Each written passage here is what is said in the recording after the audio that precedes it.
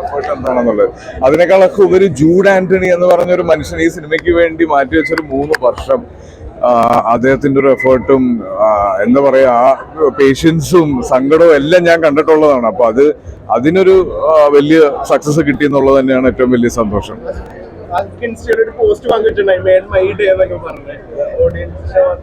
വല്ലപ്പോഴും അല്ലല്ലേ എന്റെ സിനിമകൾക്ക് നല്ല റിവ്യൂ കിട്ടാറുള്ളൂ. അത് കണ്ടപ്പോ ഒരുപാട് സന്തോഷം വന്നു. ഞാൻ പറഞ്ഞില്ല, ഇത് നമ്മളെല്ലാവരും അനുഭവിച്ച് നേരിട്ട് കണ്ടിട്ടുള്ള ഒരു വലിയൊരു നാച്ചുറൽ കലാമിറ്റി ആയിരുന്നു നമ്മൾ 2018 പ്രളയം. അപ്പൊ അത് നമ്മൾ സിനിമയാക്കുമ്പോൾ നമുക്ക് അറിയാവുന്ന കാര്യം നമ്മുടെ മുന്നിൽ വരുമ്പോൾ അത് ഏറ്റവും കൃത്യമായ രീതിയിൽ തന്നെ വരണം.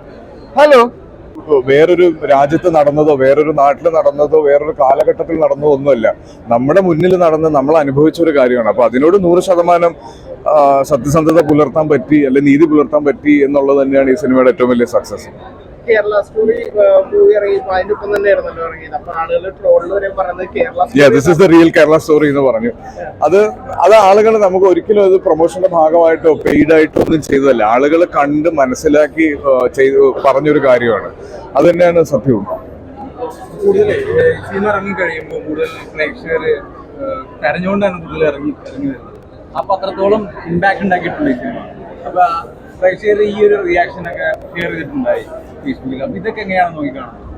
ശരിക്കും ഇതൊരു ഭയങ്കര ഓർമ്മപ്പെടുത്തലാണ്. കാര്യം നമ്മൾ പ്രളയം വരുമ്പോഴും കോവിഡ് വരുമ്പോഴും ഒക്കെ നമ്മൾ ജാതി മത വ്യത്യാസം ഇല്ലാതെ വർണ്ണവിവേചനം ഇല്ലാണ്ട് നമ്മൾ ഒറ്റക്കെട്ടായി നിന്നു എന്നൊക്കെ നമ്മൾ പറയുകയും നമ്മൾ ചെയ്യുകയും ചെയ്തിട്ടുണ്ട്. പക്ഷെ ഇത് ഈ ഒരു പർട്ടിക്കുലർ കാലഘട്ടം കഴിയുമ്പോൾ നമ്മളെല്ലാവരും തിരിച്ച് ബാക്ക് ടു സീറോ എന്ന് പറഞ്ഞൊരു മോഡലിലേക്ക് പോകും. അപ്പൊ അതിനെ നമ്മൾ എങ്ങനെയാണ് ഇതിനെ ഓവർകം ചെയ്ത് നമ്മൾ ഒത്തുനിന്നത് എങ്ങനെയാണ് എന്നൊക്കെ ഉള്ളൊരു ഓർമ്മപ്പെടുത്തലാണ് ഈ സിനിമ. അപ്പൊ അതെല്ലാവർക്കും കൃത്യമായിട്ട് ഫീൽ ചെയ്യാൻ പറ്റി എന്നുള്ളത് തന്നെയാണ് എനിക്ക് തോന്നുന്നത് പ്രേക്ഷകരുടെ റെസ്പോൺസ് എന്ന് മനസ്സിലാവുന്നത്. സാർ ഇപ്പോ സിനിമ കണ്ട ആൾക്കാരൊക്കെ ഇറങ്ങി ഭയങ്കര ഇമോഷണൽ ആയിട്ടുണ്ട്. നല്ലൊരു ഹോളിവുഡ് പോലുള്ള സിനിമയാണ്. അതുപോലെ തന്നെ തിയേറ്ററിലുള്ള പ്രളയം സൃഷ്ടിച്ചു നോക്കിയാണ് പറയുന്നത്.